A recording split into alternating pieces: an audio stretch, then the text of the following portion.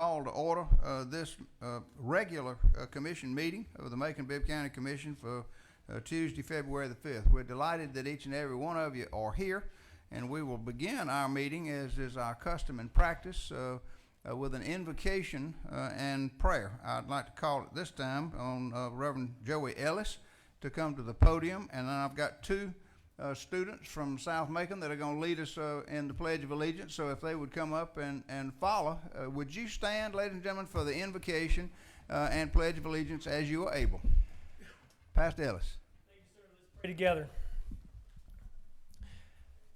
Gracious God and our Lord Jesus Christ, tonight we come to you to open this council meeting.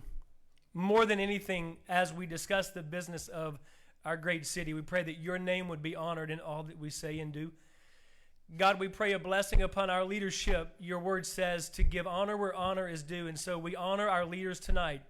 And we ask for your blessing to rest upon all of them as we discuss and we make decisions for the city of Macon. Father, we pray that prayer of Jabez over our city today, that you would bless Macon indeed, that your hand would be upon us, that your presence would be with us, and that you would keep Macon from pain. We pray that prayer of Jeremiah, God, the peace and prosperity of the city would be upon us. We thank you for this night. We ask for your blessing over all of it. And I pray that today in the most beautiful name of Jesus Christ, our Lord and Savior. Amen. Amen.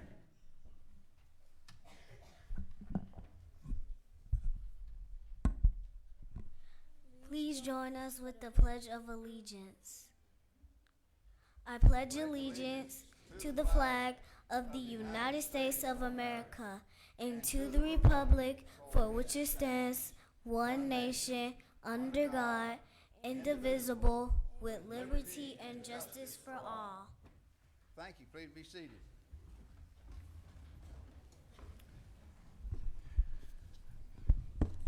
Pastor Ellis, thank you so much. Pastor Ellis is pastor at Stone Edge, a beautiful multicultural church in the heart of Georgia. Prior to becoming pastor at Stone Edge, Pastor Ellis served as the Assemblies of God World Missionary in India and the Global University Vice President, Global Operations. Thank you so much for your service here in Macon and for all that you've done. Sounds to me like around the world, sir. Bless you. Our invocation was led by two of the students from SMART, South Macon Arts Revitalization Technology. There you go, SMART, from down in South Macon. And first is Serena Wembley. Serena, would you please stand so we can see you and recognize you? Daughter of Tina Wembley, young lady with great personality. She's a third grader at Veterans Elementary High School, where she's an AB student. Very cooperative person, always wants things just right. She's an active member in the Old Marion Baptist Church Youth Choir in Dry Branch, Georgia. Further, she enjoys membership in the Young Ladies and Young Gentlemen of SMART. She's also a speaking role in the upcoming stage play, She Don't Tell, based on the book Abused But Not Broken, which depicts the life of prophetess Queen Hayes, local author. Miss Wembley's hobbies are singing and riding a bike. Her future aspiration is to become a physician, where her compassion for others will shine as bright as her smile. Thank you for being with us. Thank you for being with us.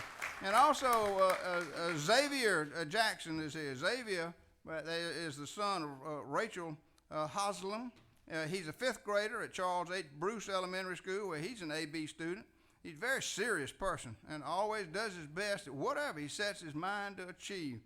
He's a member of the youth choir at his church, Victory Deliverance, where Elder Bell is pastor. Mr. Jackson, Xavier Jackson, is a member of the SMART Chess Club, where he is one of the top players on the team. In addition to chess, he enjoys playing basketball and lacrosse. His aspirations for the future is to become a video game designer. Xavier, thank you very much. And isn't it great, ladies and gentlemen, you know, when you hear so much bad news about young people, to see such two wonderful young folks be with us. Thank you very much for being here. Next item on our agenda is the approval of the minutes. We have the pre-commission meeting on January 15th and the regular commission meeting minutes that have been prepared and distributed. Are there any changes or corrections? If not, can I get a motion by Schlesinger, second by Allen, to approve further discussion? Hearing none, all in favor of approval of both sets of minutes signify by saying aye. Opposed, no. The ayes have it, and the minutes are approved. We have a number of invited guests tonight, ladies and gentlemen, several. First is Marvin Land here. There he is. Marvin Land, our director of Public Works, was recognized recently for his election as the district director of the Georgia chapter of the American Public Works Association. Congratulations to April Rogers, Public Works Administrative Assistant, who will serve as president. Sam Kitchens, Director of Parks and Beautification, who will serve as president-elect. Kelly Bowden, Parks and Beautification Office Assistant, who will serve as secretary. And Sandra Yates, Public Works Administrative Service Manager, who will serve as membership coordinator. Marvin Land, as Public Works Director, has done so much for us, and we wanted to recognize him as he is being recognized. And Marvin, can I call on you to come forward and make any additional comments as we say thank you for all of your work and service, not just us here in Bibb County, but it sounds to me like in the Georgia chapter of the American Public Works Association. Congratulations to you, sir.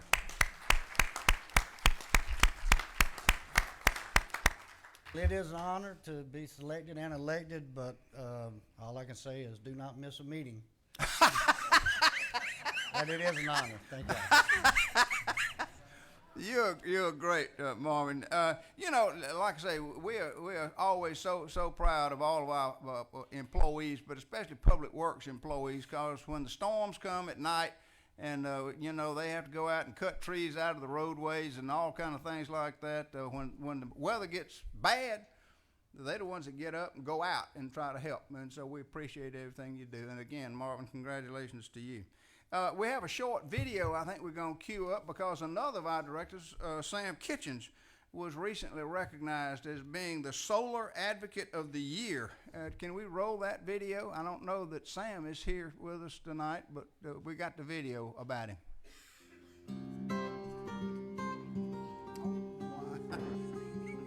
I think when I first encountered it was as a facilities director for Bibb County.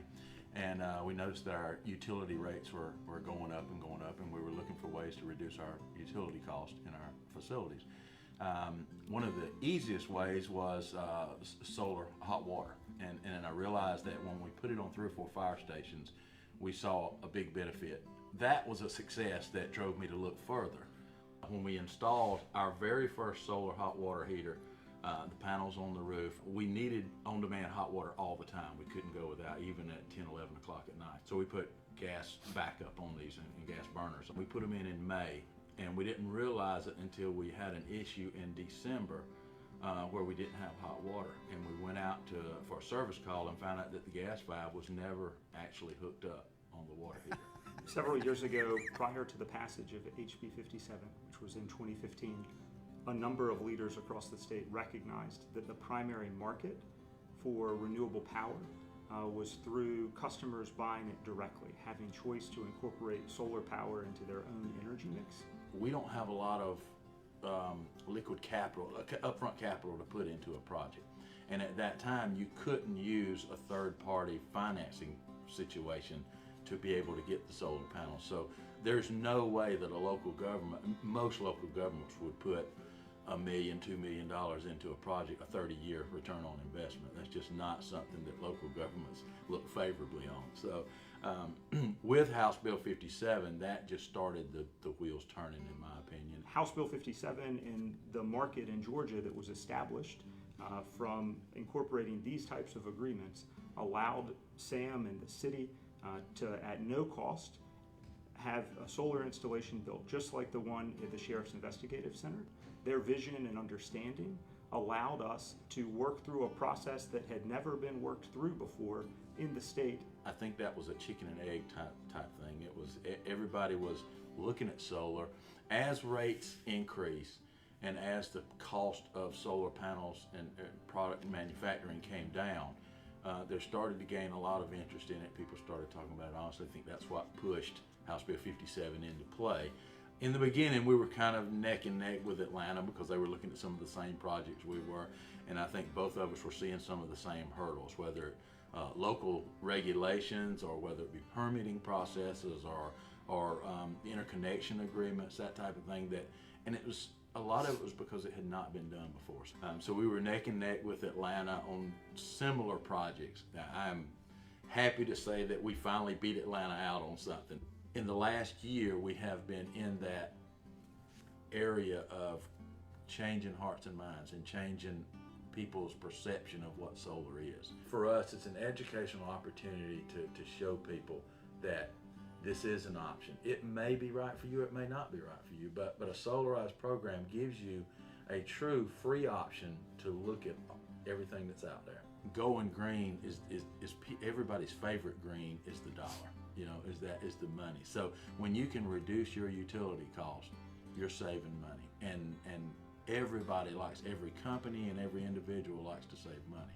Hi, I'm Keith Moffitt, currently serving as County Manager for Macon-Bibb County. Want to say thank you and congratulations to Sam Kitchens for winning the Solar Advocate Award. We are the first in the state to have solar initiatives as part of our buying process, which saves us money in our budget. As County Manager, one of my top priorities is making sure that we provide the best services at the best price. And by having solar incorporated into our procurement process, Sam has ensured us to not just get great products, but get them at a great price. I want to thank him for that vision and for the perseverance, because without people and chairs like him to have those key stakeholders, and frankly to have the respect of his colleagues to be able to trust that this is something that can be done and that will benefit the city for years to come, is really a testament to a career of hard work.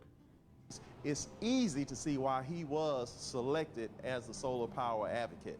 I was asked to give more than just words of encouragement, so I will end by doing something I'm sure Sam will appreciate. You light up my life.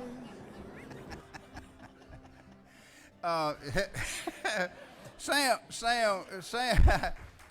Kitchens. Sam Kitchens, who is our Director of Parks and Beautification, could not be with us tonight because he is a Jones County Commissioner and is in attendance in Jones County at the Jones County Commission meeting at the same time. But we did want to show the video and to express our appreciation to him. The solar project, in case you didn't catch it or understand it, is this solar array that is right down there next to the Sheriff's Downtown Annex. I still call it the old Sears Roebuck building on 3rd Street there at Walnut and Riverside. But if you're on Riverside Drive and about to go under the 2nd Street Bridge, you can look and see this solar panel array, and it actually provides covered parking for a lot of the sheriff's vehicles, but its real purpose is to catch the sun and reduce the power bill at the Sheriff's Downtown Annex. So again, congratulations to Sam Kitchens on his leadership, and also Rob Riles that worked so hard, and all of the others in facilities management to get that project done. So that was a fantastic thing. Next, can I get Sergeant Willie Gerald, Private Christopher Theron, Private Anthony Collins, and Private James Howard? If you're here, would you come down to the podium, please, and let me, yeah, here we go, hot dog. Hot dog, they're a little slow to get up. They're a little slow, but they're getting down. They're getting down here. And in early December, 4 Macon-Bibb County firefighters were honored by Navicent Health EMS with a Medical Save Award for their actions to save someone's life. On October the 22nd, these 4 firefighters were with Engine 12, responded to a call of a person in cardiac arrest. And they were the first responders on the scene. They began performing CPR and delivering shocks with an automated external defibrillator until an EMS crew from Navicent Health could arrive. Once the Navicent Health EMS crew arrived, the firefighters continued to assist until the patient was successfully resuscitated. EMS is a team effort, and in Macon-Bibb County, we truly have a robust, life-saving system of care, says Navicent Health EMS Director Jason Brady. Our highly successful survival rates are a testament to collaboration between first responders like these Engine Company 12 firefighters. If y'all help me give a round of applause to our firefighters.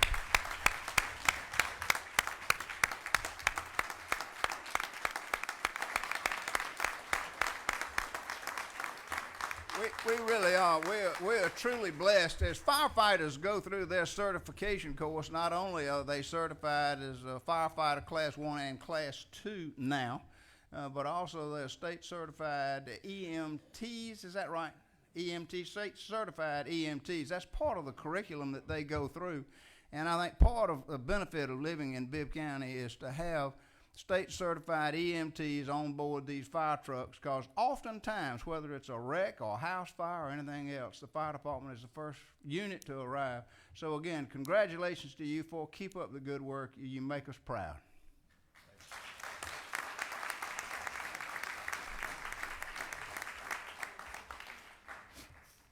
Next, I want to see Dominique Lewis.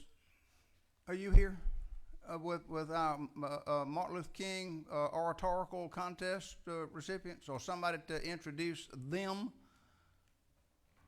And if not, let me do the best I can then. As part of the Martin Luther King Jr. Commission Day activities, they had a oratorical contest, and the winners were selected, and we are delighted to have the first place winner, Phoenix Blackwell, and the second place winner, Mia Shoemaker. Are they here? Ah, good, good. And I understand I'm to call on you to come up to make a brief presentation and receive a check. Oh.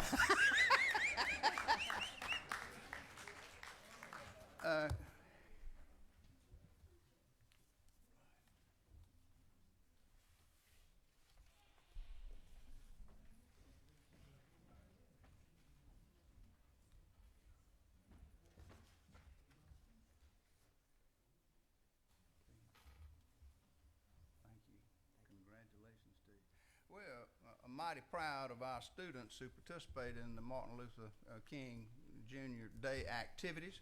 And I hope that Phoenix, who was the first place award winner, and I'm not going to open your check, I'm going to give it to you and say congratulations and thank you for all that you do to help us celebrate the life and legacy of Martin Luther King Jr.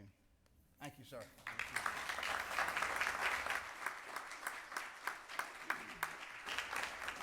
Mia Shoemaker. Was Mia here?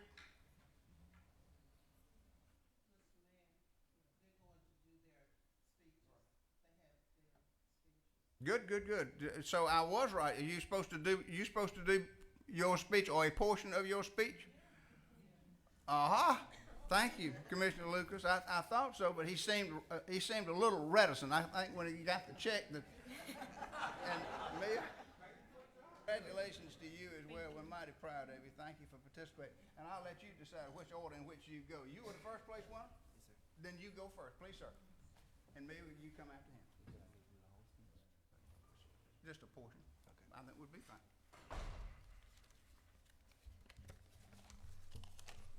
I'll be doing a portion of my speech, which I believe it is the most important part.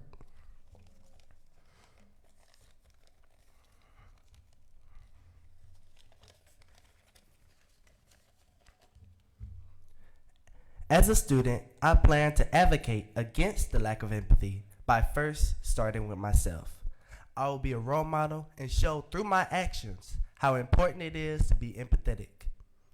I feel since I have the idea to do something to make a difference, then I should take the initiative to do it first. I will also start showing others the pros of being empathetic. For instance, I believe that showing people even just small gestures of care and concern could result in lower suicide rates, not just with school-age children, but also with adults.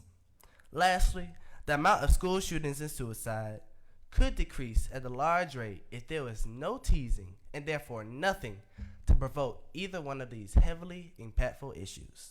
On March 8, 1965, Dr. Martin Luther King Jr. spoke this quote from the pulpit on courage.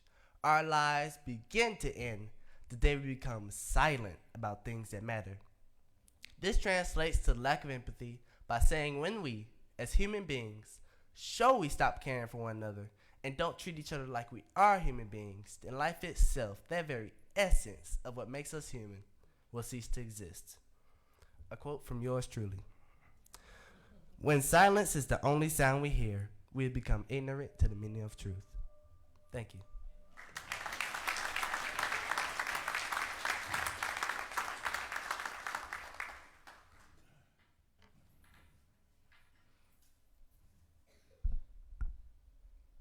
Let's pretend it's 6:15 a.m. on a Monday morning and you leave for school in 45 minutes. As you stare into the bathroom mirror, you see a stranger that somehow stole your reflection right out of your hands and replaced it with a completely different person.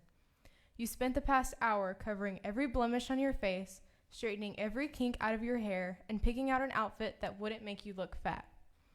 Even though every part of your outfit is uncomfortable, you remember the hours you spent trying to look pretty.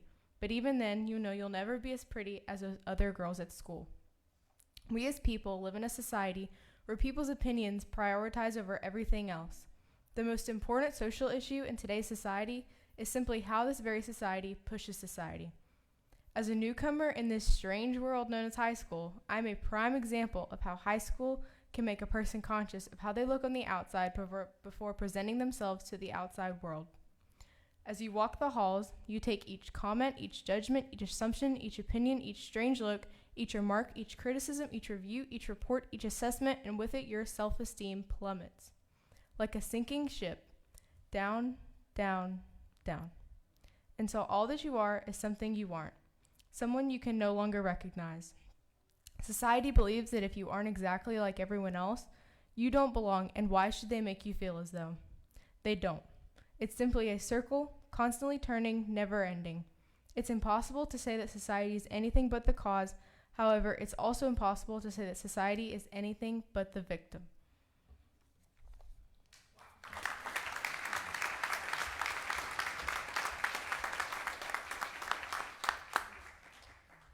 Congratulations again to the oratorical contest winners.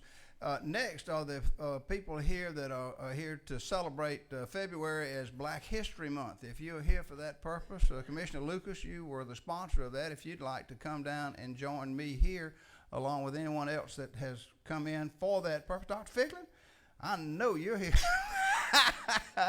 And could I get the clerk to read that resolution in its entirety, please?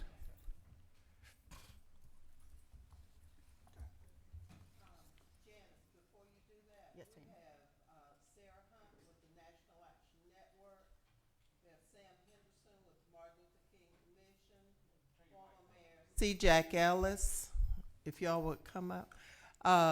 Reverend Dr. Henry Ficklin, who is with the Martin Luther King Commission. Joyce Humphrey with the commission. Dominique Johnson had to leave. Commissioner Schlesinger is a member of the Martin Luther King Commission, if you'll join them. Gwen Westbrook, the local president of the NAACP, and she has others.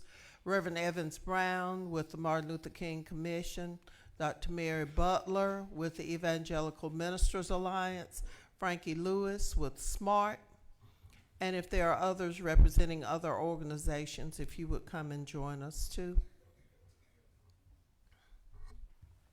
Dennis, would you read the resolution, please? Yes, sir.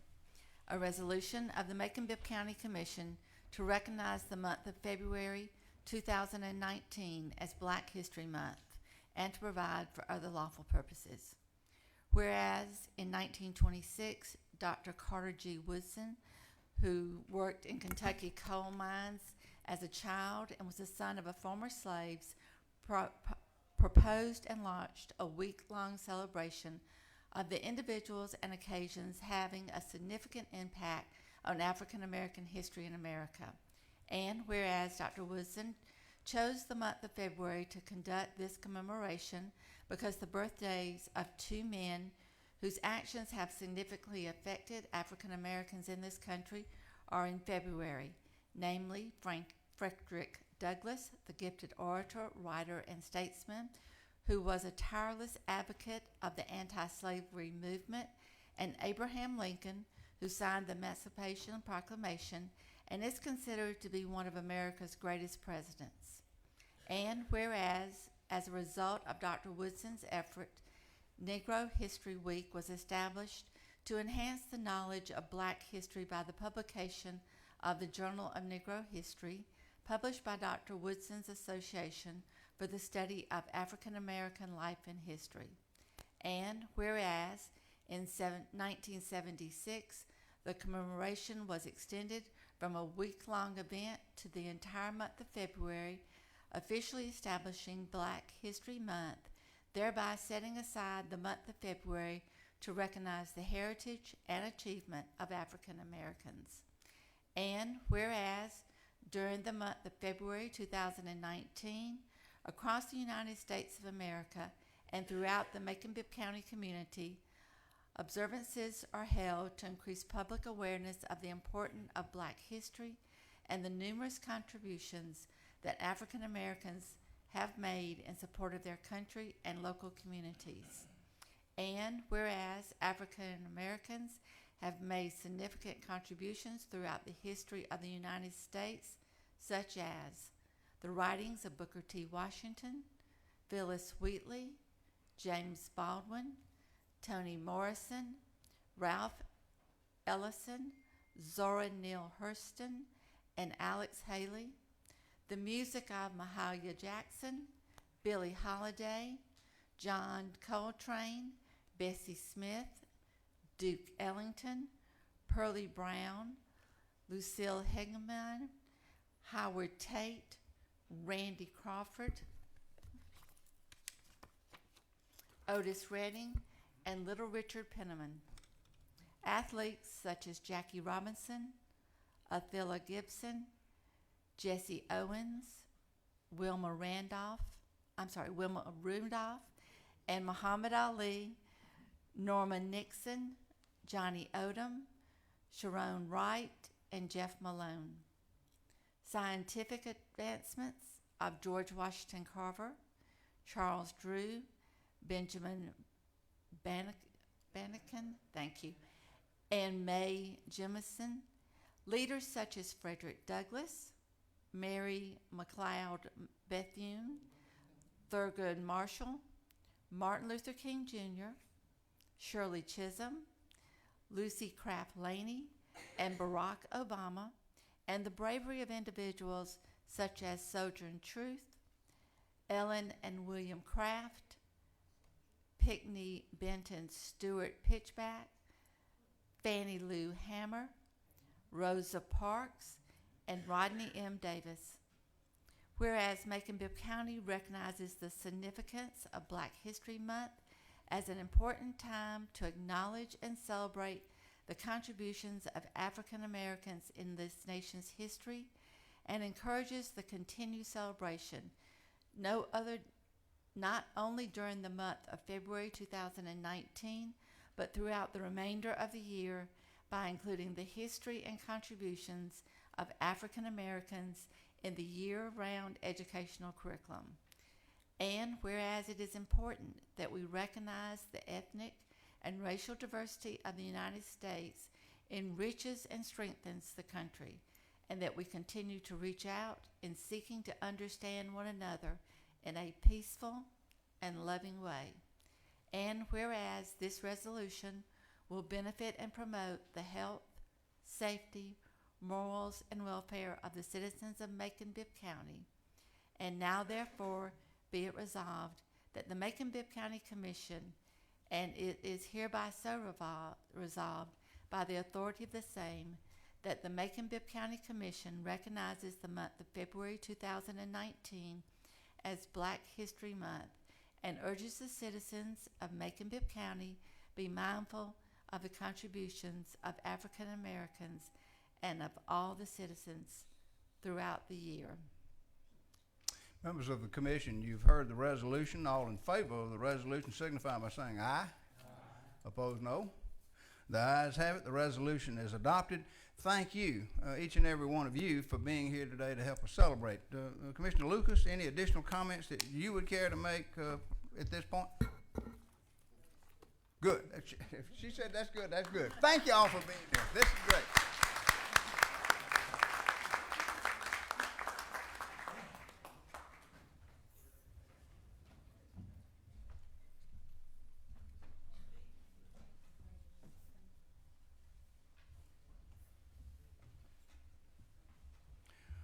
We had a late addition to invited guests, and in honor of MIA and POW awareness, we are pleased to have Brigadier General, retired, Jim Seahorn, here with us. General Seahorn, come and tell us about MIA POW awareness, please, sir. We thank you for being here. Mayor and Commissioners, it's my pleasure and honor to present to you a concern that I have and share with several of your guests here this evening. For years, beyond our ability to count, we have named buildings, roads, highways, parks, auditoriums, and theaters for distinguished individuals that have made significant contributions. I am awfully proud to have been able to serve with nearly 600 prisoners of war in the prison cells of Hanoi. Men who demonstrated throughout up to 8.5 years an unwavering commitment to duty, honor, God, and country.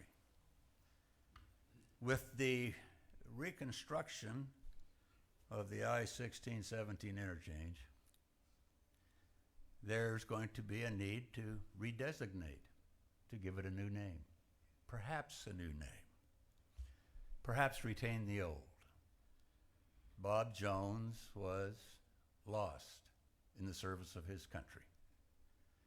And while we have significant contributions made by any number of members of our community here in Macon that would be befitting to redesignate that particular interchange and reconstruction, I would encourage the Commission to consider in its deliberations the fact that by maintaining that designation, we have honored hundreds and thousands of men and women who have dedicated themselves and given their lives to the service of this country.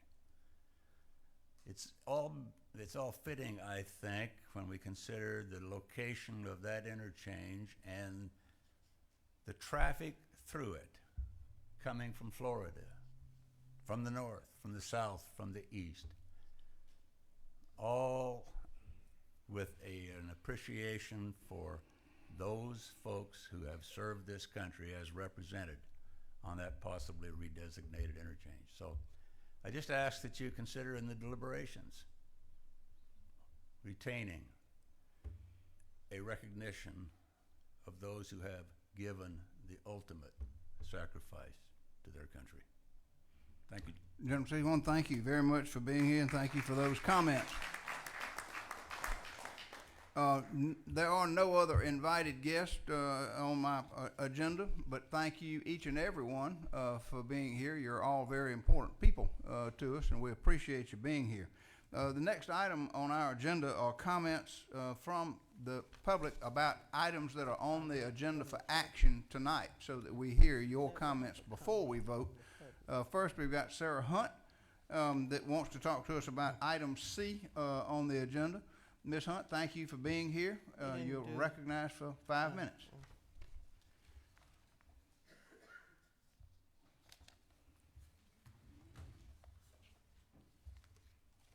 Good afternoon.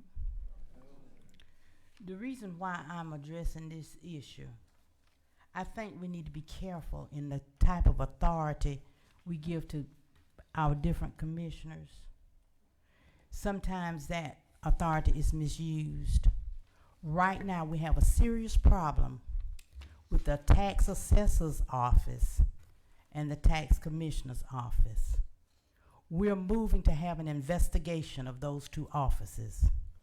There is no way a property that has been completely destroyed on the inside, that when it was occupied, appraised for $12,000, And now that all of the wiring has been taken out, all of the plumbing has been taken out, the windows have been destroyed, the carpet has been pulled up out of the floor, the cabinets have been destroyed, the hot water heater has been taken out, but now it appraises for $14,000. When the property owner got ready to sell it and had it appraised, it only appraised for $7,000. So there is some discrepancy in what's going on at these two offices. And I would like to ask that our commission take it upon you to have an investigation done on those two departments, the tax assessor's office and the tax commission's office. If you don't do it, then we as citizens will have to move forward to have it done. Thank you. Thank you, Ms. Hunt. We appreciate you being here and appreciate your comments. Next, Mike Odom wants to talk to us about item D on the old business. Mr. Odom? If you would, don't start my 5 minutes yet. I want to make a comment. Oh no, your 5 minutes already started. Oh, So- shoot, Mayor. Okay. All right. You're cheating me out of it. No, Robert. no. Okay. Look, everything I'm going to say tonight was derived from information provided by the county for an open records request. Also, a lot of this has been submitted to the Telegraph for publication. They refuse to do it. My first comments are about item D under old business. Leave the SPLOST and the OLOST alone. Keep your hands off of that. Now, I would request that you ask our legislative delegation to revoke the Denmark-Groover law, which is decades old. It was originally designed to provide assistance to the fledgling medical center. The legislation exempted them from property taxes and on existing properties and those they needed immediately in the short-term future.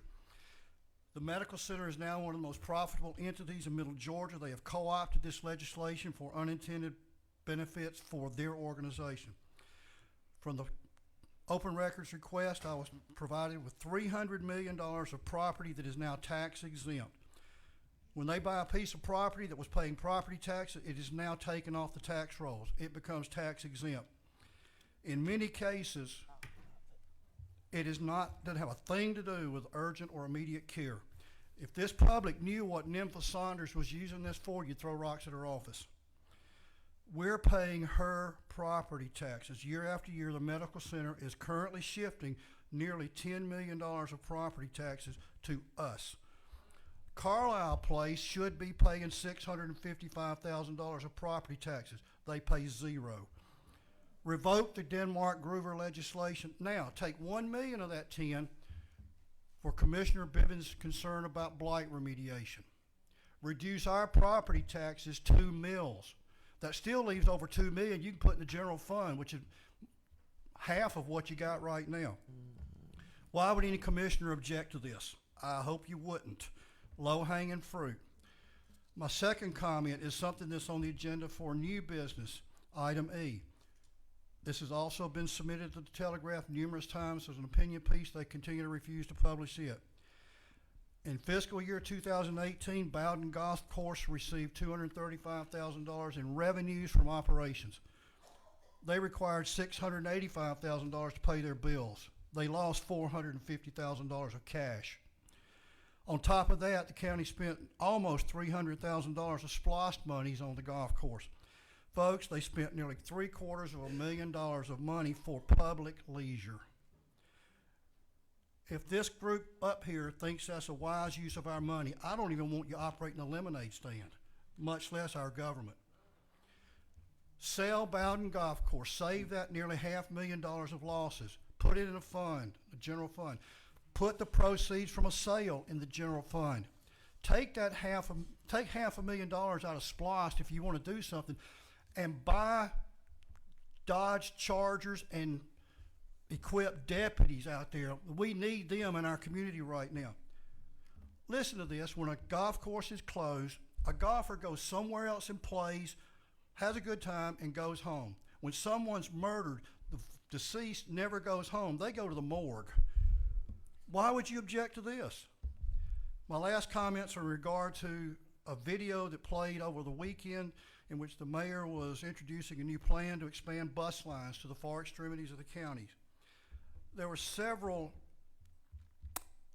ridiculous statements in that report.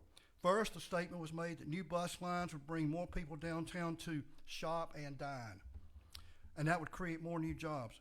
Really, the people who have to ride buses don't have disposable income to shop and dine. They're trying to make ends meet in the community because of the property taxes. Either they are paying or their landlord has shifted to them. Second, it was stated that adding additional buses would reduce crime. Really? Well, if that's the case, let's fire all the deputies, buy buses, and hire bus drivers. Let them fight the criminals out there.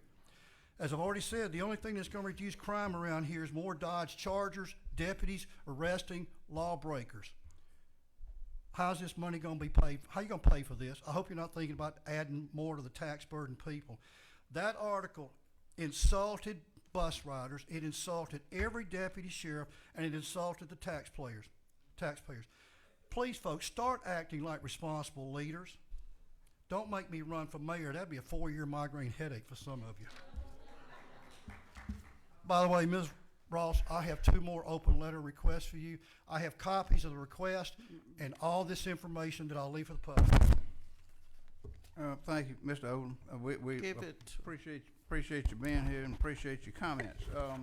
We'll move on now to the next item on our agenda, which are reports from standing committees. The first standing committee to report is the Operations and Finance Committee, and Chairman Watkins will give us that report. Chairman Watkins.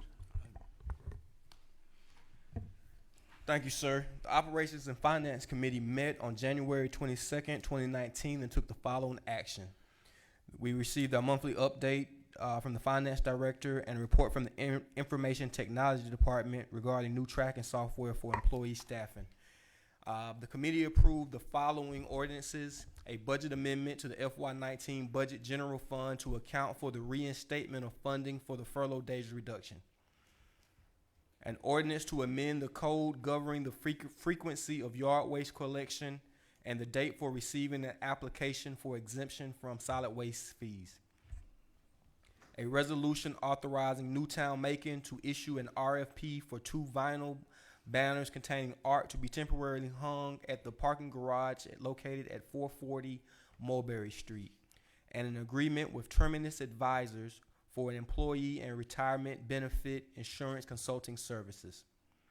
The committee accepted 2 grants: an emergency management performance grant in the amount of $50,000 and a Community Foundation of Central Georgia grant in the amount of $15,000 for the development of an opportunity zone portfolio. This concludes the Operations and Finance Committee report.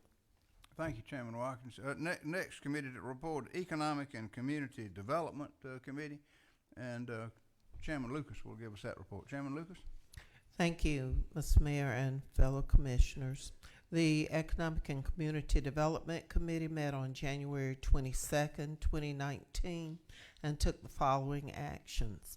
The committee approved the establishment of the Friends of Rosa Parks Square Commission.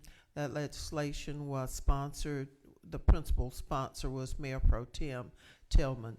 The committee approved recognizing the month of February 2019 as Black History Month. The committee also heard an update on projects with the Urban Development Authority, Middle Georgia Regional Library, and Main Street Macon.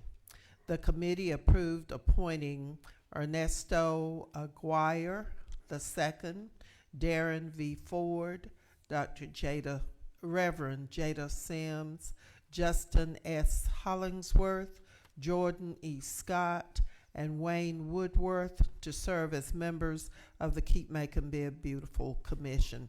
This concludes the report of the Economic and Community Development Committee. Thank you, Chairman Lucas. I understand no report from Public Safety. That takes us to the Facilities and Engineering Committee, and that report will be given to us by Chairman Jones. Chairman Jones? Yes, sir. We met as well on January the 22nd, took the following action: to amend the code to provide that new subdivision lots where they are 1.0 acres or less in size shall be required to have sidewalks. And the second item, to sell the Breezy Hill Fire Station property to the Macon Water Authority for the appraised value of $336,000. That completes the report of facilities and engineering. Thank you, Chairman Jones. Next item on our agenda is the consent agenda. These are alcohol license requests that have been submitted. Each of the requests is accompanied by the certification from the sheriff's office that a satisfactory background check has been run on the owner or agent. Each application has the license business development service license fee stating that the appropriate fees have been paid for the beverages that they seek to sell, planning and zoning compliance certificate, a measurement form certification from the county engineer to say that the location meets all of the distance requirements for separation from certain restricted buildings, and the ad that ran in the Macon Telegraph. Each of these applications all have that amount of documentation that accompanies that. The first one is a beverage license application for A and Z Enterprises 1973 LLC, located at 1610 Broadway. It is for beer and wine package sales to go at that location. It is an existing location and a change of ownership. The next is application by JHJH LLC, doing business as Marathon Number 24, located at 6199 Thomaston Road. That is for beer and wine package sales to go at that location, which is an existing location, but a change of ownership that triggered the new license requirement. Next is a license application from Star Exxon LLC, located at 2630 Emory Highway. This is a new location. It's for beer and wine package sales to go at that location, 2630 Emory Highway. Next, item D is application from Sonita 1972 LLC, doing business as Oxshar Convenience Store, located at 4930 Bloomfield Road, Suite 800. It is for beer and wine package sales to go, and I believe that is also a new location. Again, 4930 Bloomfield Road, Suite 800. Next is an application from Nikunj 1996 LLC, doing business as Reliance Food Mart, located at 3590 Napier Avenue. It is for beer and wine package sales to go at that location, which is an existing location, but again, a change of owner or agent that triggered the application for a new license. Next is the TikTok Room. It's Southern Elite Restaurant Group LLC, doing business as the TikTok Room, located at 408 Martin Luther King Jr. Boulevard. It is an existing location, but a change of ownership, and it is for liquor, mixed drinks, beer and wine to be consumed on the premise at that location. Next is an application from Macon-Bibb Company, LLC, located at 345 Oglethorpe Street. That is an existing location, but a change of agent. It is a brew pub where they brew and sell beer at that location, 345 Oglethorpe Street. And next is a B&B Food Mart, located at 4455 Chambers Road. It is a change of ownership, an existing location, beer and wine package sales to go at that location. And finally, an application from Saucy Boys LLC, doing business as Doughboy Pizza, located at 518 Cherry Street. It is for beer and wine to be consumed on the premises. It also is an existing location and a change of ownership that triggered the new agent application process. The Committee of the Whole heard these and recommends approval of all of these license requests. Is there further discussion? Hearing none, all in favor of the issuance of those licenses signify by saying aye. Opposed, no. The ayes have it, and those licenses will be issued as requested. Let me get back to my agenda now and go to the next item on the agenda is old business. And the first item of old business is an ordinance to create the Friends of Rosa Parks Square Commission, and I'll ask the clerk to read that by caption. An ordinance of the Macon-Bibb County Commission to amend the Code of Ordinances of Macon-Bibb County to provide for the establishment of the Friends of Rosa Parks Square Commission and to provide for other lawful purposes. The Economic and Community Development Committee recommends approval. Is there further discussion? Commissioner Lucas? Yes, I want to commend Mayor Pro Tem Tillman for putting this together, for sponsoring this. I'd like to sign on as a co-sponsor, if that's okay. And I think anyone else who supports this ought to sign on as a co-sponsor. There are people who have been working on trying to enhance Rosa Parks Square for a while, along with the Urban Development Authority. So I'm real pleased that this commission can get to work, and maybe we'll see some progress. There's been progress made. I think the Poplar Street Park is about finished, and we were looking at Wi-Fi, some legislation that would take a grant and utilize it for incorporating Wi-Fi into the Poplar Street. Well, you know, Rosa Parks Square needs to be considered when things are being considered for the Poplar Street Park, since they're so close and since this commission voted on those two things jointly. So, and I think the biggest challenge that we as commissioners have is to identify the funding that will pay for the improvements to Rosa Parks Square. I think Mrs. Parks' birthday was, a couple of days ago? And I thought about the lack of activity that had taken place on that project. And it's just a shame, and it's time for us to move forward. So thank you, Mayor Pro Tem, for putting this before us, and hopefully we can go ahead and identify the funding so that we can put something in place and have a suitable tribute to this great woman. Thank you. Thank you, Commissioner Lucas. Is there further discussion? Hearing none, all in favor of the ordinance signify by saying aye. Opposed, no. The ayes have it, and the ordinance is adopted. Next are some appointments to the Keep Macon-Bibb Beautiful Commission, and I'll ask the clerk to read that by caption. A resolution of the Macon-Bibb County Commission appointing Ernesto Aguirre II, Darren V. Ford, Justin S. Hollingsworth, Jordan E. Scott, and Wayne Woodworth to serve as members of the Keep Macon-Bibb Beautiful Commission and for other lawful purposes. And I think we added also Jada Sims, Reverend Jada Sims. So Okay.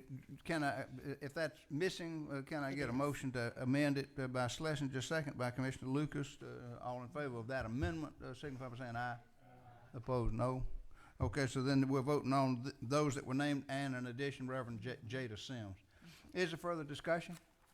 Hearing none, all in favor of the resolution signify by saying aye. Opposed, no. The ayes have it, and the resolution is adopted. Next is a resolution to authorize a new process to deal with blighted property, and I'll ask the clerk to read that by caption.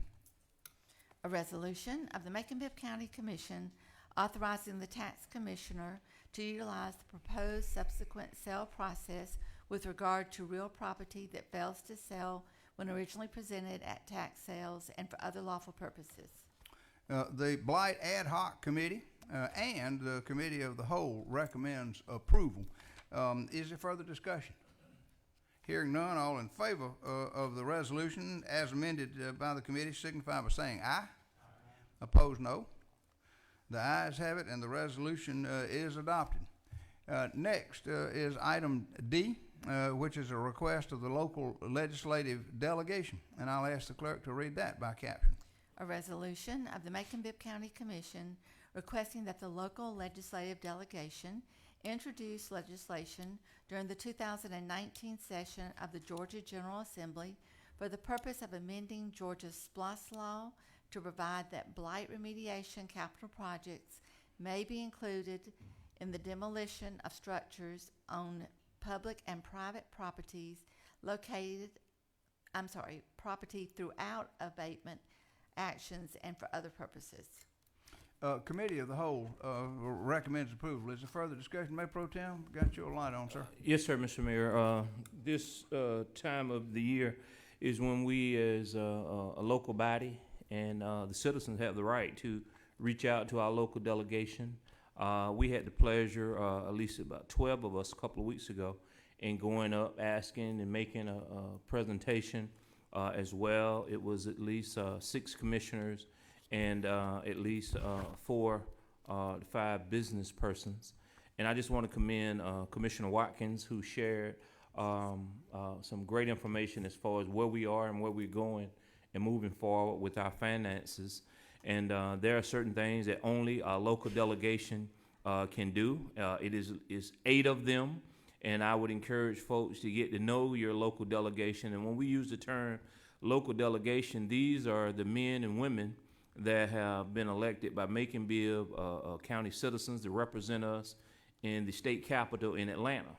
But oftentimes we go up to visit them to ask them for certain requests, and it was a pleasure to be joined and talk and speak with them. So we drafted letters to each of them by way of our clerk, Janice, and just thanking them for welcoming all of us, Commissioner Wynn, Commissioner Schlesinger, Commissioner Lucas, Commissioner Allen, Commissioner Watkins, and myself attended those meetings. Businessmen, also former Commissioner Bechtel, David Thompson, and there were others. And so it was just an informational meeting and discussion such as this. And there are other items that we have on the table to ask them to support, because only they can change and or amend the charter. And so this charter now has been in place 6 years. And so we just asking them to take a look at it and can consider all things that we as a body have, and those other citizens may have as well. And you all have the right to do that. You can request that by reaching out to their representative or secretary in Atlanta. And we continue to look forward. I plan to be up there Wednesday with another meeting with Dr. Beverly as well. And so we'll continue to reach out and get support from our local delegation until April, until the session ends. And we thank you. And we thank GMA and ACCG, our governing trainers that allow us to do and be trained for also speaking and acting on our behalf. And thank you, Mr. Mayor. Thank you, Mayor Pro Tem.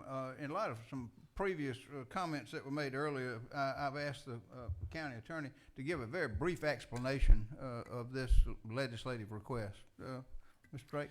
Yes, this legislative request asks the delegation to amend Georgia's special purpose local option sales tax law to clarify that SPLOST funds, which are designated for blight remediation capital projects, may be utilized for the demolition of dwellings, buildings, or structures on public and private property through abatement actions that go through our municipal court. And then it would require us to provide that a lien shall be filed for recovery of any abatement costs that were expended on private property. And this is a change, as I understand it, because right now we can't work on private property. We got to own it to spend SPLOST dollars on it. So what this would allow us to do is to use SPLOST dollars to effectuate the blight remediation and then put a lien on the property so that we get paid back, pay the SPLOST back. But it would be a good tool, I think, for us to use. Is there further discussion? Hearing none, all in favor of the resolution signify by saying aye. Opposed, no. The ayes have it, and the resolution is adopted. Item E is another request of our local legislative delegation, and I'll ask the clerk to read that by caption. A resolution of the Macon-Bibb County Commission requesting the Georgia General Assembly to adopt local legislation for Macon-Bibb County, Georgia to increase the hotel motel excise tax under OCGA 48 13-51B, to authorize the mayor to execute all necessary acts to accomplish the intent of this resolution, to provide an effective date of the resolution, and for other purposes. The Committee of the Whole recommends approval. Is there further discussion? Hearing none, all in favor of the resolution signify by saying aye. Opposed, no. The ayes have it, and the resolution is adopted. Next is an ordinance to specify collection dates and the date for applying for exemptions, and I'll ask the clerk to read that by caption. An ordinance of the Macon-Bibb County Commission to amend subsection A of section 22-11 of the Code of Ordinances governing the frequency of collection, and to amend subsection C of section 22-22 of the Code of Ordinances governing the date for receiving an application for exemption, and to provide for other lawful purposes. The Operations and Finance Committee recommends approval, and this is to specify, the amendment was to specify that collection of yard waste would be bi-weekly, every other week, and that you'd have through November to apply for exemptions. Is there further discussion on the ordinance as amended? Hearing none, all in favor of the ordinance as amended signify by saying aye. Opposed, no. The ayes have it, and the ordinance is adopted. Next is a budget amendment, and I'll ask the clerk to read that by caption. An ordinance of the Macon-Bibb County Commission to approve a budget amendment to the FY19 General Fund as indicated in the hereto attached Exhibit A, to account for the reinstatement of funding for the furlough day reductions and for other lawful purposes. Operations and Finance Committee recommends approval. Is there further discussion? Hearing none, all in favor of the ordinance signify by saying aye. Opposed, no. One no. Commissioner Bivens. The ayes have it. The ordinance is adopted. Next is a resolution pertaining to two large vinyl banners, and I'll ask the clerk to read that by caption. A resolution of the Macon-Bibb County Commission authorizing Newtown Macon to issue a request for proposals, RFP, for two large vinyl banners containing art to be temporarily hung at the parking garage located at 440 Mulberry Street, and for other lawful purposes. Operations and Finance Committee recommends approval. Is there further discussion? Hearing none, all in favor of the resolution signify by saying aye. Opposed, no. The ayes have it, and the resolution is adopted. Next is a resolution to hire an interim retiree benefit insurance manager or consulting service, and I'll ask the clerk to read that by caption.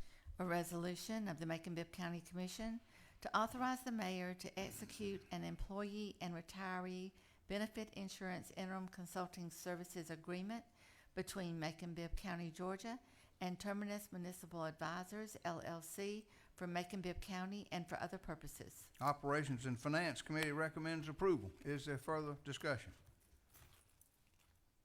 Commissioner Jones? Yes, sir, Mr. Mayor, and maybe directed this to council, did we ever confirm what the price per month was?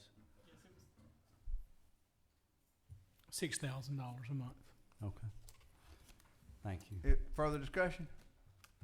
Commissioner Wynn? And just one more comment. This was to fill in for the person that we are no longer using with BB&T. Right, This is an extension BB&T's of it. contract expired, and the next one is out for bid. So this is for the interim period until we get the RFP back and make a decision regarding Newton, but we've got some other decisions we need to make in the meantime. Okay, so Terminus, we're already working with Terminus, is that correct? Ma'am? We're already working with Terminus, is that correct? Yes, correct. They are our finance manager, and they can do this as well. Is there further discussion? Hearing none, all in favor of the resolution signify by saying aye. Opposed, no. The ayes have it, and the resolution is adopted. Next is a resolution authorizing the acceptance of an emergency management grant, and I'll ask the clerk to read that by caption. A resolution of the Macon-Bibb County Commission authorizing the acceptance of an emergency management performance grant, performance partnership award in the amount of $50,000 with a required local match of $50,000, which will be provided by in-kind services and for other lawful purposes. The Operations and Finance Committee recommends approval. Is there further discussion? Commissioner Wynn? Yes, sir, just for the benefit of public, what were the in-kind services that would be provided? River gauges was one, and the Macon-Bibb County alert system that we provide more than $50,000 for the operation of the gauges and the alert system, and that's the in-kind match, as I understand it. Is there further discussion? Hearing none, all in favor of the resolution signify by saying aye. Opposed, no. The ayes have it, and the resolution is adopted. Next is a resolution to accept a Community Foundation grant, and I'll ask the clerk to read that by caption. A resolution of the Macon-Bibb County Commission authorizing the mayor to accept a Community Foundation of Central Georgia grant in the amount of $15,000 for the development of an Opportunity Zone portfolio, which will feature local projects eligible for opportunity funding and for other lawful purposes. Operations and Finance Committee recommends approval. Is there further discussion? Hearing none, all in favor of the resolution signify by saying aye. Opposed, no. The ayes have it, and the resolution is adopted. Next is an ordinance requiring sidewalks in certain subdivisions, and I'll ask the clerk to read that by caption. An ordinance of the Macon-Bibb County Commission to amend the Code of Ordinances of Macon-Bibb County to provide that new subdivisions where lots are 1.0 acres or less in size shall be required to have sidewalks and to provide for other lawful purposes. The Facilities and Engineering Committee recommends approval. Is there further discussion? Commissioner Lucas, is that you? Yeah. We appreciate this. The membership of the Pedestrian Safety Review Board is all about safety, and so we appreciate this.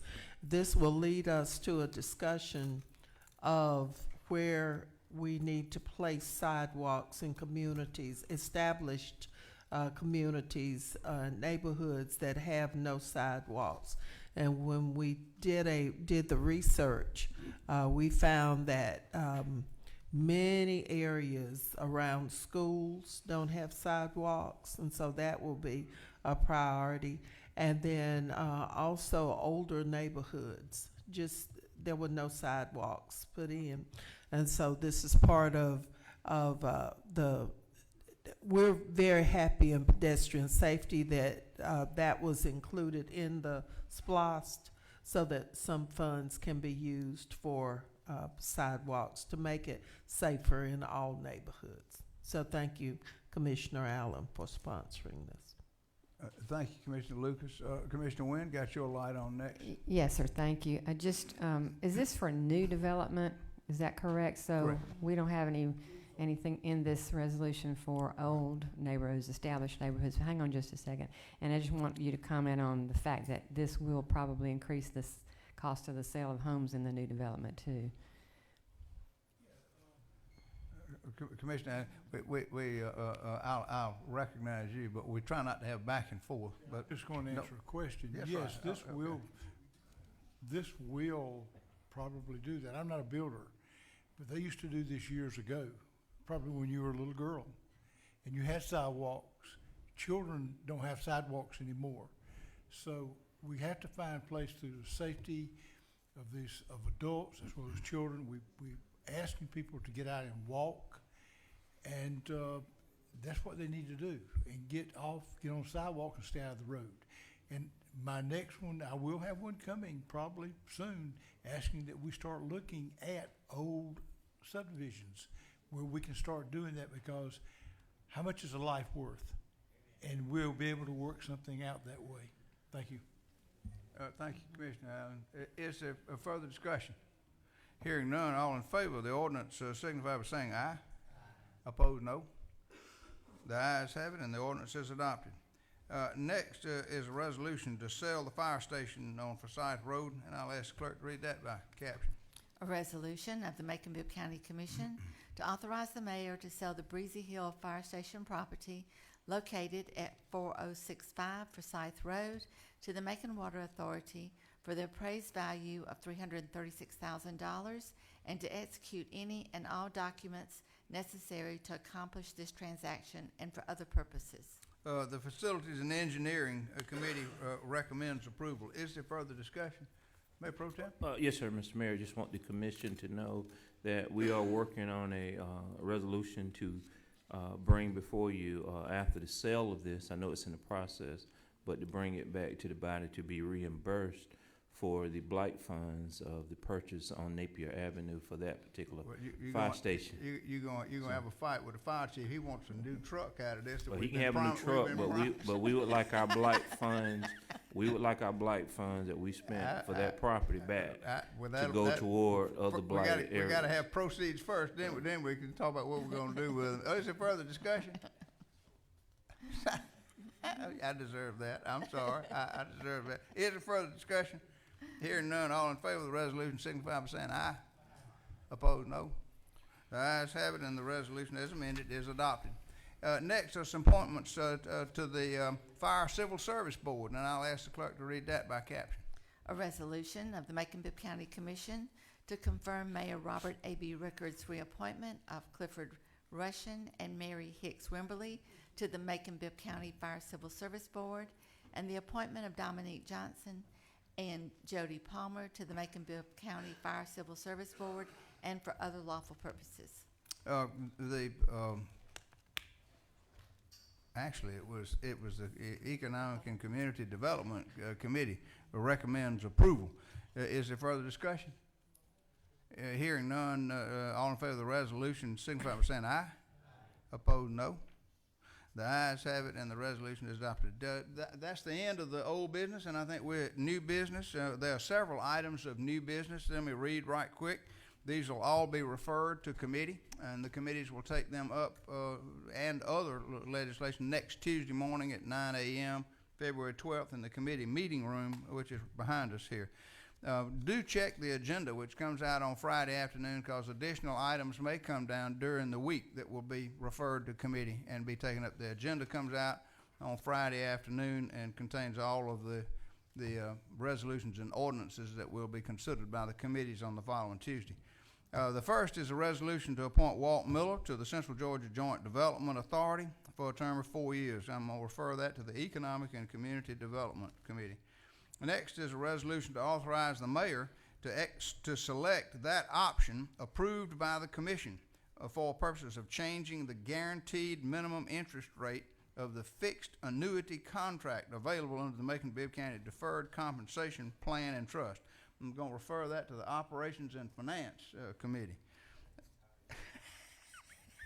Item C is a resolution to authorize the mayor to convey 2,261 square feet of real property located in the county right-of-way adjacent to 218 Madison Street to the Macon-Bibb County Land Bank Authority. I'm going to refer that to the Facilities and Engineering Committee. Item D of new business is an ordinance to repeal and replace Article 10 of Chapter 29 of the Code relating to public petitions for street lighting changes to allow all citizens of Macon-Bibb County equal access to lighting improvements. I'm going to refer that to the Facilities and Engineering Committee. Perhaps they can shed a little light on the subject. Item E of new business is a resolution to authorize the mayor to execute a lease agreement with River Edge Behavioral Health Center in the amount of $403,750.08 per year for office space at 175 Emory Highway. I'm going to refer that to the Operations and Finance Committee. Item F is a resolution authorizing the mayor to enter into a memorandum of understanding with Middle Georgia State University for the installation of a public Wi-Fi network in Poplar Street Park to be funded for 18 months by a $39,848 Downtown Challenge grant received by Middle Georgia State University from the Community Foundation of Central Georgia with no local match. I'm going to refer that to the Operations and Finance Committee. Next is an ordinance to amend Chapter 6 of the Code by adding a new Article 11 for purposes of establishing a community redevelopment tax incentive program. This is actually called a blight tax. It's an additional tax on blighted and dilapidated structures I'm going to refer that to the Economic and Community Development Committee. Finally, item H is an ordinance of the Macon-Bibb County Commission to repeal and replace sections of 4-60 through 4-70 of Chapter 4 of the inaugural Code of Ordinances for Macon-Bibb County, now reserved to provide for the temporary continuation of alcohol licenses for certain changes of business ownership. And I'm going to refer that to the Operations and Finance Committee. Again, check the agenda that comes out on Friday for additional legislation that may come down from the Attorney's Office. As far as now, the last item on our agenda are public comments on non-agenda items. This is just where you have items of general concern, not that were on the agenda tonight. And the first is Mr. Bill Freeman. Mr. Freeman wants to talk to us about POW and MIA awareness. Mr. Freeman, you're recognized for 5 minutes, sir. My name is Mr. Hickam. Let me first apologize. Mr. Freeman was not able to attend. He is sick. He's about 85 years old. But he does want to thank the Engine 12. He lives right down the street from them, and they take so good care of him. He is a World War II, a Korean War, former prisoner of war there. Again, he's just sick. He's not able to attend this time. Thank you. Thank you very much. Appreciate you being here and sharing that information with us. Mr. Buster Hickam, I hope I'm pronouncing that correctly.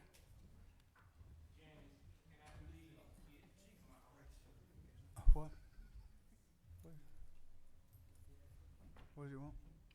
I'm sorry. Mr. Hickam, go ahead. You're recognized 5 minutes, sir. Okay, now this is my turn. First off, Ms. Janice, thank you very much for the opportunity to speak to y'all. I wanted to thank Engine 12 publicly for taking care of Mr. Bill Freeman, our former prisoner of war from Korea. General Seahorn, thank you very much always for your kind, thoughtful process awards. Macon and commissioners, thank you very much for giving me the opportunity to speak with you. I am the president of Rolling Thunder, Georgia Chapter 3. Our mission is to bring POW MIA awareness throughout Bibb and Macon. You should know that there are service members around here that have served and came home. There are all others that have not, and there's family members that are waiting and waiting. One of them is Miss Shirley Jones's mother. She's 102 years old. Her son still has not returned. She waits, she fights patiently. That's why we ask that Macon, Bibb, y'all fly a POW MIA flag at least not just six times as Washington D.C. Has asked, but we ask for y'all to fly it every single day. Warner Robins, as an example, flies theirs. They also have a decal listed on their firefighters' vehicles, on their police cars, on their sheriff cars, not just in Warner Robins, Houston County, Perry, Centerville. We thought as an organization we should try it at home first and then build up to a larger community. Macon, you're that larger community. We're now approaching you. We did sort of skip in Atlanta, the Mercedes-Benz Stadium. They do have a chair of honor there at the Brave Stadium. They have one as well. We would love to see one at the Luther Williams Field. We have talked to a number of the baseball players there, or the facilitators there. I know it's y'all's property. At the high school level, all Houston County high schools fly not only the American flag, but also the POW MIA flag, just so the students, as they mentioned earlier, have an opportunity to ask the question, what does that flag stand for? Why are y'all flying that flag? And I'm sure as a veteran, we may be able to answer those questions. We definitely want the answers. We want to answer those questions that the students may ask. So with that, you have my contact information. We ask that you fly. We can have a ceremony with motorcycles, all kinds of loud noises and all that. But we definitely want to bring our soldiers home. And when an individual rides down any road and they see an American flag with the POW flag underneath it, you know that that family member is saying, our community cares about us, have not forgotten us.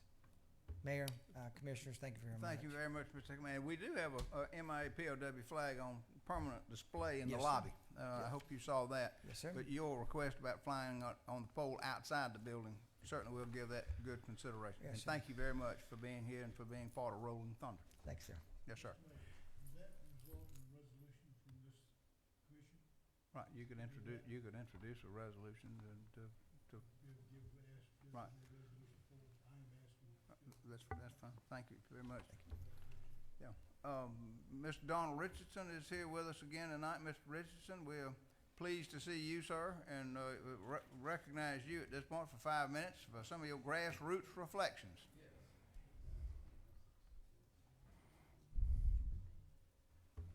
Okay, this is from Genesis chapter 50. And Joseph fell upon his father's face and wept upon him and kissed him. And Joseph commanded his servants, the physicians, to embalm his father. And the physicians embalmed Israel. And 40 days were fulfilled for him. For so are fulfilled the days of those which are embalmed. And the Egyptians mourned from him 70 days. And when the days of his mourning were past, Joseph spake unto the house of Pharaoh, saying, If now I have found grace in your eyes, speak, I pray you, in the ears of Pharaoh, saying, My father made me swear, saying, Lo, I die in my grave, which I have digged for me in the land of Canaan. There shalt thou bury me. Now therefore let me go up, I pray thee, and bury my father, and I will come again. And Pharaoh said, Go up and bury thy father, according as he made thee swear. And Joseph went up to bury his father, and with him went up all the servants of Pharaoh, the elders of his house, and all the elders of the land of Egypt. And all the house of Joseph and his brethren, his father's house, only their little ones, and their flocks, and their herds, they left in the land of Goshen. And there went up with him both chariots and horsemen, and it was a very great company. And they came to the threshing floor of Atad, which is beyond Jordan, and there they mourned with a great and very sore lamentation.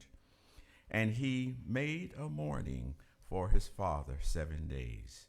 And when the inhabitants of the land, the Canaanites, saw the mourning up in the floor of Atad, they said, This is a grievous mourning to the Egyptians. Wherefore the name of it was called Abel-Mezrim, which is beyond Jordan. And his sons did unto him according as he commanded them. For his sons carried him into the land of Canaan, and buried him in the cave of the field of Machpelah, which Abraham bought with the field for a possession of a burying place of Ephraim, the Hittite, before Mamre. And Joseph returned into Egypt, he and his brethren, and all that went with him to bury his father, after he had buried his father.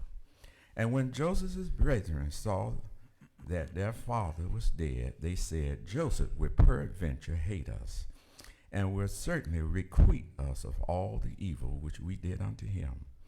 And they sent a messenger unto Joseph, saying, Thy father did command before he died, saying, So shall ye say unto Joseph, Forgive, I pray thee now, the trespass of thy brethren and their sin, for they did unto thee evil.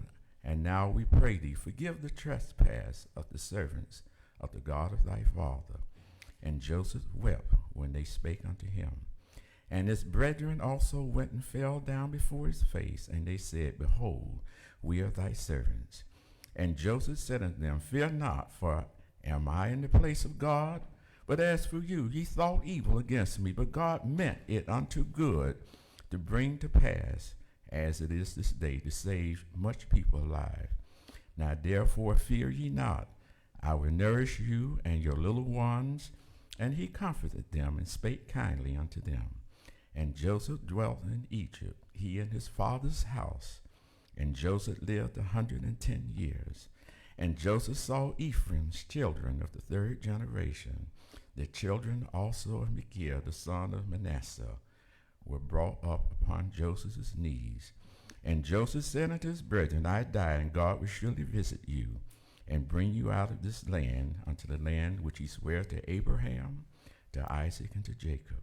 And Joseph took an oath of the children of Israel, saying, God will surely visit you, and ye shall carry up my bones from hence. So Joseph died, being 110 years old, and they embalmed him, and he was put in a coffin in Egypt. Thank you, Mr. Richardson. You're welcome. We appreciate your being here and appreciate your input. Sheila Merriweather. Ms. Merriweather, there you go. You're recognized for 5 minutes, please, ma'am. Glad you're here. Thank you. I'm here again to talk about taxation without representation in my neighborhood. 9 months ago, I was before this governing body here, talking about speed breakers, water sewage drains not covered, and the blight in our area. It was reported here, and I also went to the city site, Click Fix, and nothing has been done. The potholes are there, and I say again, not little potholes wide enough for the front end of a car to fall into. Nothing has changed. The open sewage drain, Macon Water Authority came out, and this area is in District 9. The address is 510 Wood Avenue. Macon Water Authority came out. I wasn't there when it came, but they could not find the open sewage. The drain is there. I do have a picture of the drain that is open on all sides. The blight, about 3 years ago, the city came up and posted a sign that said blight removal. It's posted on a wire fence. The blight has overgrown and partially covered up the sign. But I do see, I don't remember exactly when it happened, but it was in late November or early December 18. Someone came out and cut the blight away from the sign. But the blight to the left, to the right, and behind the sign is still there. No change. And I heard on the news where the governing body here was or had used some blight funds to do some repair or some work at the Indian Mound. And in my mind, I think if you have funds designated for a certain project, does that project need to be completed first? And if you have overflow, it goes to another project? I don't know. But I know the blight has not been removed in our neighborhood. And that is taxation without representation. We have property taxpayers, local state taxpayers there. It's not coming back to our neighborhood. And the Mr. Land that was here tonight, I don't know if he's still here, but I was watching the news yesterday on WMAZ, and it was a Mr. Land there that was interviewed with the Public Works Department. And he stated that if you have potholes in your neighborhood that you want repaired, to go to the city site and put in your request. He also said that within 24 hours, someone would be there. I put the first request in 2017 and again in May 2018. The potholes are still there. The blight is still there. The drain is still open, and it's in a pathway that people walk to and from. But Macon Water Authority told Commissioner Tillman that they came out and didn't see it. I have a picture of that drain that is uncovered. Thank you for your opportunity. Thank you for this opportunity. Thank you, Ms. Merriweather, and I will get the clerk to report these conditions to the customer service, and we'll make another effort to see if we can get out there and find out why they hadn't been addressed. Mr. Willie Frazier? Mr. Frazier, you still with us?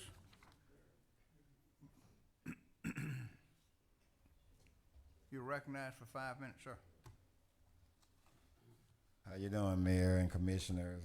Again, I appreciate the opportunity to continue to try to be here. tonight, you know, my request is sort of kind of similar to the lady that just left up and up here. It's about blight.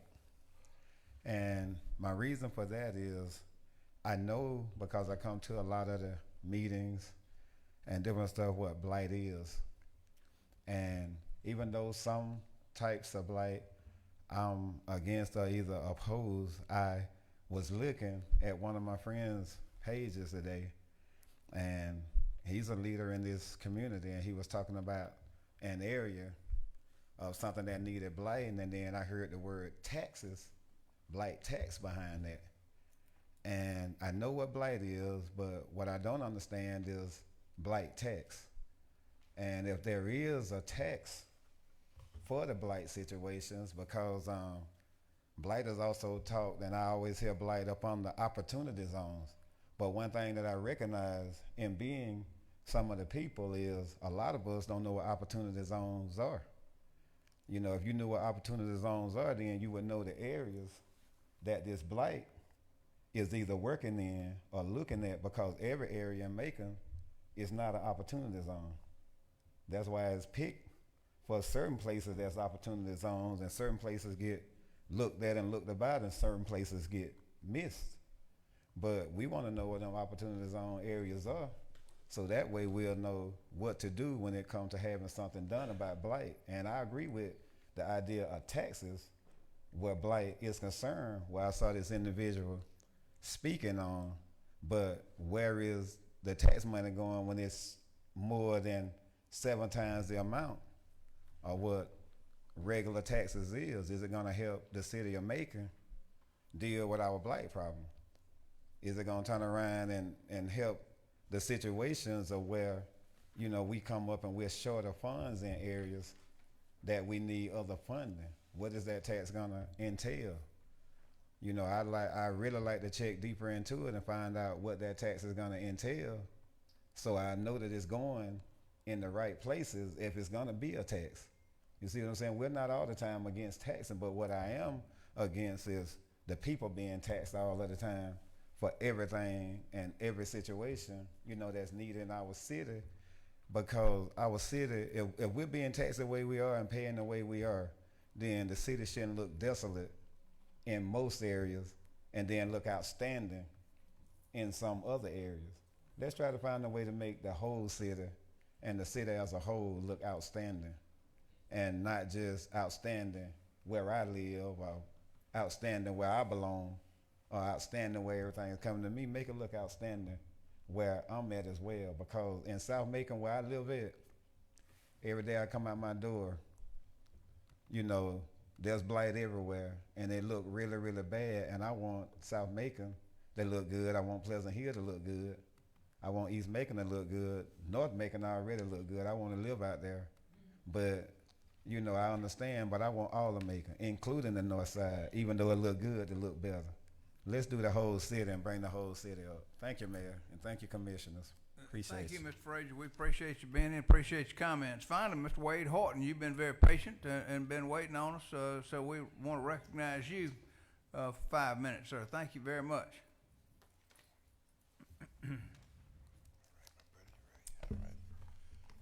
Good evening, Mayor and Commissioners. A little while ago, I came to you guys and I told you that there were plans on cutting back routes at the Transit Authority, and this is officially your Macon Transit update. There were some routes that were cut back, and there were some people that were affected. In the last meeting that I attended, there were some people who were complaining about the routes that were cut. Evidently, they did not know that there was going to be a public hearing on the routes being cut, and I expect there will be some more people coming out. I, tried to advocate for the routes being cut, and I advised you guys that it was going to happen, and it did happen.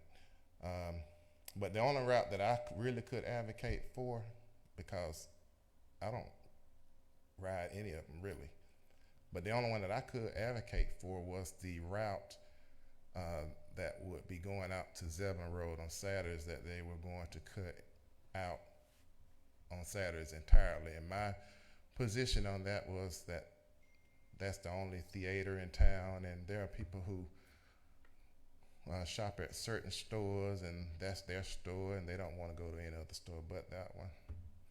So I have been known to come down here, and I have said that the board just rubber stamps whatever the CEO, which is Mr. Craig Ross, whatever he says. And I have to stand here today and tell you that they did not do that.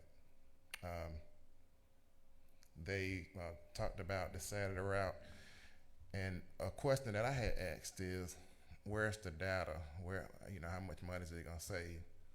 And to my surprise, they asked that question, and the answer to that question was not given because they didn't have that. So you make all these cuts without having data to back up the savings. You could not even state that. And I have to stand here and tell you that the board, many other members on the board, was asking that question, and they felt uncomfortable with making some of the cuts.